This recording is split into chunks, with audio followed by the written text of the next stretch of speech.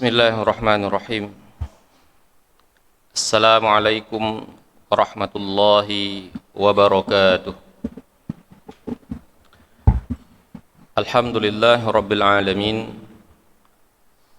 alladzi anzala as-sakinata fi qulubil mu'minin liyazdadu imanan ma'a imanihim.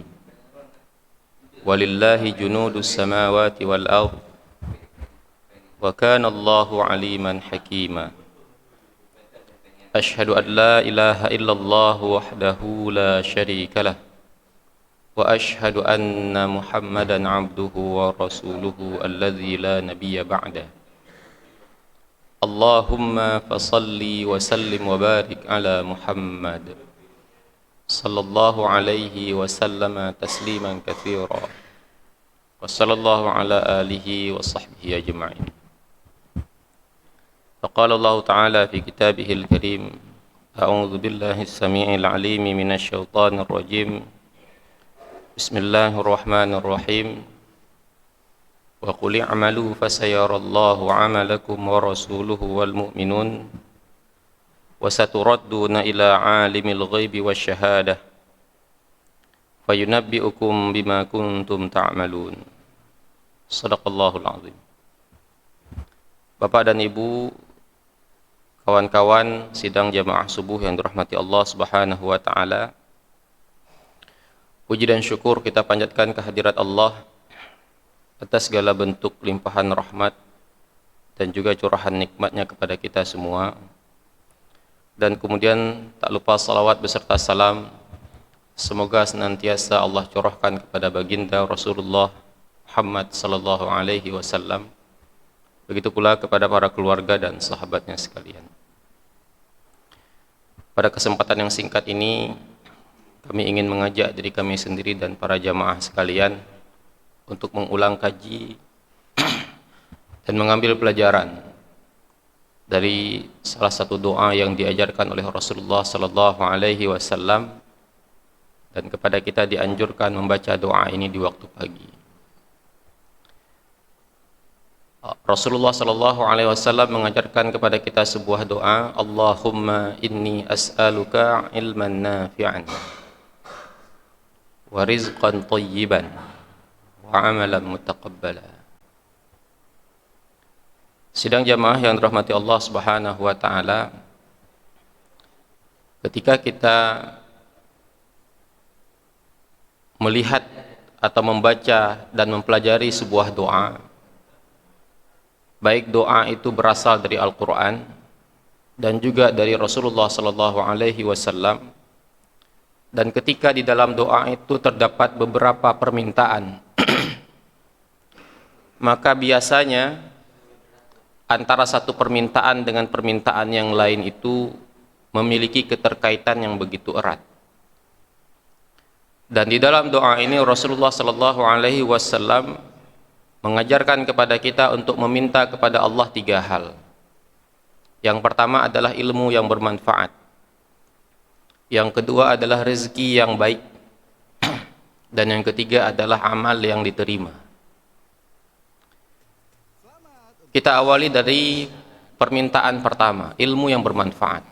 Pertanyaannya, ketika kita dianjurkan untuk meminta kepada Allah ilmu yang bermanfaat, adakah ilmu yang tidak bermanfaat? Jawabnya ada. Karena di dalam doa yang lain Rasulullah sallallahu alaihi wasallam mengajarkan kepada kita untuk berlindung dari ilmu yang tidak bermanfaat. Allahumma inni a'udzubika min ilmin la yanfa'. Ya Allah, aku berlindung kepadamu dari ilmu yang tidak bermanfaat. Apa itu ilmu yang tidak bermanfaat? Yang pertama, ada ilmu yang secara hakikat memang dia tidak bermanfaat bagi kita. Bahkan bisa membawa kemudaratan bagi kita dunia dan akhirat. Contohnya ilmu sihir, ilmu meramal, dan lain sebagainya.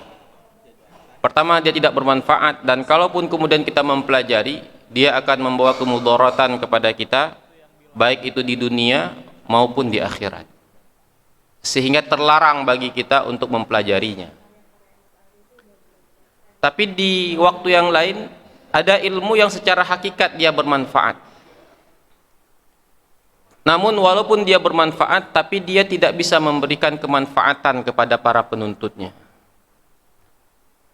Ada beberapa hal yang menjadikan ilmu itu tidak bisa memberikan manfaat kepada kita. Yang pertama, karena orang yang menuntut ilmu tersebut, dia menuntut ilmu tersebut bukan karena Allah Subhanahu wa ta'ala. Artinya, ketika dia menuntut ilmu, dia memiliki motivasi yang lain. Dan ilmu ini tidak bermanfaat baginya. Ada banyak pada hari ini para penuntut ilmu, dia menuntut ilmu bukan karena Allah, tapi hanya ingin mendapatkan keuntungan di dunia. Dan ini pun akan memberikan kemudaratan baginya, baik di dunia maupun di akhirat nanti.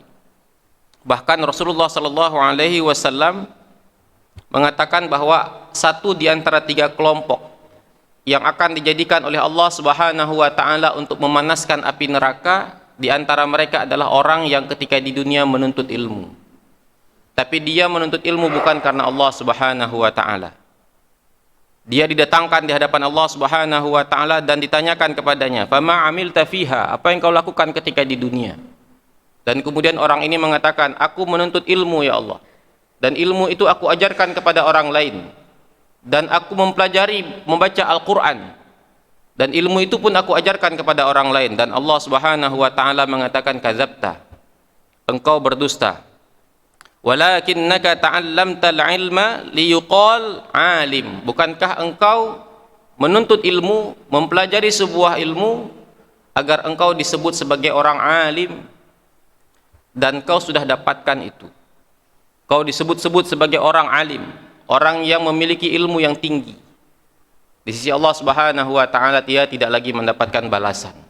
Dan orang ini pun kemudian dikatakan oleh Rasulullah SAW diseret ke dalam api neraka dalam kondisi telungkup, ya, mengikuti 2 rekannya yang lain. Perhatikan, dia menuntut ilmu yang bermanfaat secara hakikat, tapi ketika motivasinya bukan karena Allah Subhanahu wa ta'ala, maka ilmu itu tidak memberikan manfaat kepadanya. Nah, ketika seseorang menuntut ilmu bukan karena Allah Subhanahu wa ta'ala, nanti dia akan disibukkan dengan perkara-perkara yang sebenarnya tidak prinsip. Dan ini banyak terjadi di kalangan kita. Ada orang-orang menuntut ilmu agama, bertanya kepada seorang yang alim, tapi pada hakikatnya pengetahuan itu tidak dia butuhkan, tapi dia sibuk dengan hal tersebut. Contoh, ada pertanyaan, kita mengetahui bahwa Nabi Nuh diperintahkan oleh Allah Subhanahu wa ta'ala untuk membuat kapal. Ada yang sempat bertanya, kapal Nabi Nuh dibuat dari pohon apa? Bahkan pertanyaan-pertanyaan seperti ini memicu pertikaian, memicu perselisihan. Beberapa waktu yang lalu viral pertanyaan tentang apakah ibunda Nabi Muhammad SAW masuk surga atau neraka. Apa urusannya dengan kita? Ketika kita mengetahui di mana posisi ibunda Nabi nanti di akhirat, itu tidak menambah kemuliaan kita di sisi Allah Subhanahu wa ta'ala. Dan kalaupun kita tidak tahu di mana posisi ibunda Rasulullah SAW di akhirat nanti, kita pun tidak diminta pertanggungjawaban. Tapi justru pada hari ini orang-orang awam sibuk mempertanyakan sesuatu yang pada hakikatnya tidak dia butuhkan, terkait dengan nilai-nilai ibadah yang dia lakukan. Dulu iblis ditempatkan di dalam surga. Apa bedanya surga iblis dengan surga yang nanti kita masukkan? Kita sering disibukkan dengan itu. Dan Allah Subhanahu wa ta'ala sebenarnya menyindir kita. Dan ini yang dilakukan oleh orang-orang ahlul kitab, orang-orang Yahudi. Perhatikan ketika kita membaca surah Al-Kahfi. Mereka sibuk berdebat, berdiskusi tentang berapa orang pemuda yang tidur di dalam gua. Mereka sibuk berdiskusi tentang itu. Sayaquluna thalathatur rabi'uhum wa yaquluna khamsatun sadisuhum qalbuhum rajman bil ghaib. Di antara mereka ada yang mengatakan jumlah pemuda itu 3, 4 dengan anjingnya. Ada yang mengatakan 5, 6 dengan anjingnya. Ada yang mengatakan 7, 8 dengan anjingnya. Mereka sibuk berdebat. 3 atau 4, 4 atau 5, 5 atau 6. Tapi mereka abai mengambil pelajaran dari pemuda-pemuda Kahfi tersebut, bagaimana mereka bisa merelakan, mengorbankan sesuatu yang begitu berharga, rumah mereka, harta mereka, bahkan nyawa mereka, demi menyelamatkan iman. Itu tidak mereka ambil pelajaran, tapi yang mereka ambil pelajaran dan mereka diskusikan apa? Berapa jumlah pemuda yang tidur dalam gua? Apa urusannya 3? Apa urusannya 4? Apa urusannya 5? Tetap saja mau dia 3, 4 atau 5, pemuda-pemuda tersebut adalah pemuda yang telah mengorbankan segala sesuatu yang berharga yang ada pada dirinya demi menyelamatkan iman. Bahkan tak jarang di antara orang awam bertanya kepada orang alim bukan untuk memperoleh pemahaman, tapi untuk berdebat. Dia sudah tahu jawaban dari pertanyaan tersebut, tapi dia ingin memukul temannya yang lain, karena beberapa waktu yang lalu mereka berdiskusi alot tentang perkara agama. Pada suatu waktu kami pernah melakukan safar dan kebetulan sudah menjamak sholat dan singgah sebentar beristirahat di sebuah warung. Ketika menjelang waktu asar, saya mendengar ada beberapa pemuda, anak remaja, berdiskusi alot tentang perkara agama, berdebat habis-habisan. Tapi sayangnya ketika azan berkumandang, mereka tidak beranjak ke masjid. Dulu ketika kami kuliah, ketika tingkat pertama, dilangsungkan kongres di Bandung. Isinya tentang penerapan syariat Islam di Aceh. Berdiskusi panjang tentang syariat Islam sampai dengan waktu jam 2 pagi. Tapi sayangnya ketika waktu subuh tiba, hanya beberapa orang yang bangun subuh. Begitulah kita. Kita fokus pada hal-hal yang tidak begitu prinsip, tapi kita meninggalkan hal-hal yang begitu prinsip di dalam agama ini. Dan kita diminta oleh Rasulullah SAW untuk berlindung dari ilmu-ilmu tadi. Baik ilmu itu secara hakikat tidak bermanfaat, maupun ilmu itu kita tuntut dan bermanfaat sebenarnya bagi kita, tapi kehilangan manfaat karena ada persoalan pada diri kita. Di antaranya motivasi yang menyimpang. Dan dalam doa ini, ilmu yang bermanfaat itu adalah ilmu yang bisa menuntun kita untuk mengetahui dan memahami perkara yang masuk ke dalam perut kita, rezeki yang masuk ke dalam perut kita. Apakah rezeki itu halal atau haram? Apakah rezeki itu baik atau tidak? Banyak orang pada hari tahu bahwa itu haram. Dia tahu, tapi pengetahuannya tidak mampu membuat dirinya untuk menghindari perkara yang haram, sehingga ilmu itu tidak bermanfaat baginya. Dan ini pun Allah Subhanahu wa taala sentil dalam surah Al-Jumu'ah, masih terkait dengan ahlul kitab. Mathalul ladzina hummilut taurata tsumma lam yahmiluha kamathalil himari yahmilu asfara. Allah Subhanahu wa taala mengumpamakan orang-orang yang kepada mereka diberikan Taurat. Di dalamnya terdapat petunjuk-petunjuk kepada Bani Israel, tapi hafalan mereka tentang ayat-ayat dalam Taurat sama sekali tidak membawa manfaat kepada mereka. Padahal di dalam Taurat itu disebutkan dengan jelas tentang sosok Nabi akhir zaman, bahkan begitu detail, sehingga saking detailnya perkara tentang Nabi akhir zaman ini diceritakan di dalam Al-Quran, mereka mengenal sosok Nabi Muhammad SAW itu begitu detail. Sehingga dikatakan alladzina atainahumul kitaba ya'rifunahu kama ya'rifuna abna'ahum. Kepada mereka yang kami berikan Alkitab, mereka mengenalnya, mengenal Nabi Muhammad SAW sebagaimana mereka mengenal anak laki-laki mereka. Tanda-tanda kenabian begitu mereka kenal. Kita sering mendengarkan bagaimana Rasulullah SAW ketika berusia 12 tahun dibawa oleh pamannya Abu Thalib ke Syam, dan di tengah jalan bertemu dengan pendeta Buhairah. Pendeta Buhairah mengatakan, ini anak adalah nabi, akan menjadi nabi pada suatu saat. Padahal waktu itu beliau berusia 12 tahun, tapi tanda-tandanya begitu jelas diketahui. Bahkan Buhairah mengatakan kepada Abu Thalib, segera bawa pulang keponakanmu kembali ke Mekah, karena andai saja orang-orang Yahudi menemukannya, maka dia akan dibunuh. Usianya baru 12 tahun, tapi orang-orang Yahudi sudah mengetahui bahwa ini adalah calon nabi, akan menjadi nabi di masa yang akan datang. Padahal waktunya masih begitu jauh, usia Nabi 12 tahun. Sementara beliau dilantik menjadi Nabi umur 40 tahun. Masih tersisa 28 tahun lagi. Tapi orang Yahudi sudah mengetahui. Tapi pengetahuan mereka sedikit pun tidak membuat mereka beriman kepada Rasulullah. Mereka tidak mau beriman, padahal mereka tahu. Bahkan ketika Nabi SAW di Khaybar, beliau diberikan racun, diberikan daging, dan di dalam daging itu sudah dibubuhi racun oleh seorang wanita Yahudi. Rasulullah mengatakan, engkau membubuhkan racun di daging ini. Wanita Yahudi itu mengatakan, iya. Rasulullah bertanya, untuk apa?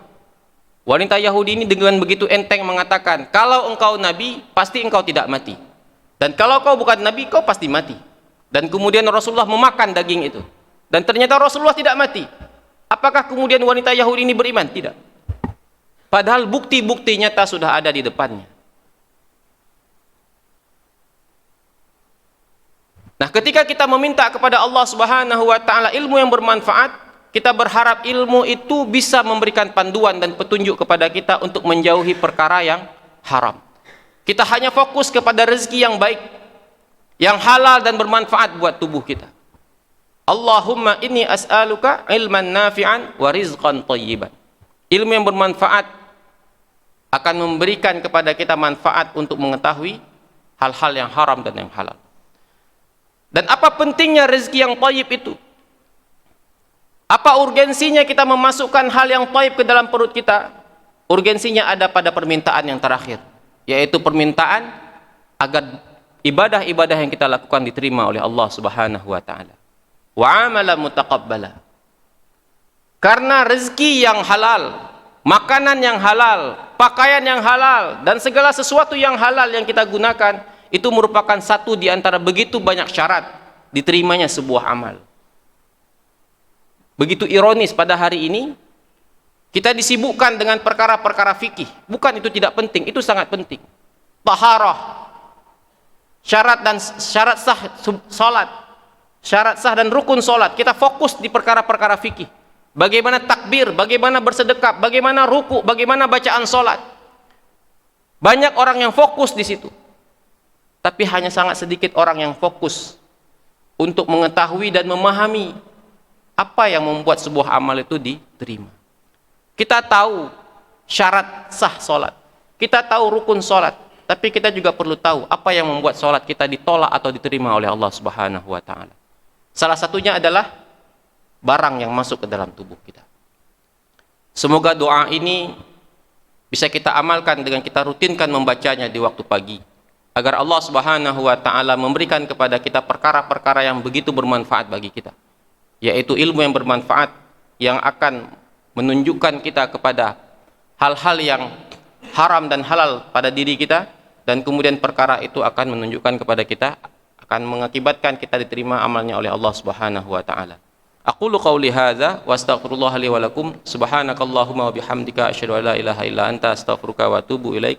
Assalamualaikum warahmatullahi wabarakatuh.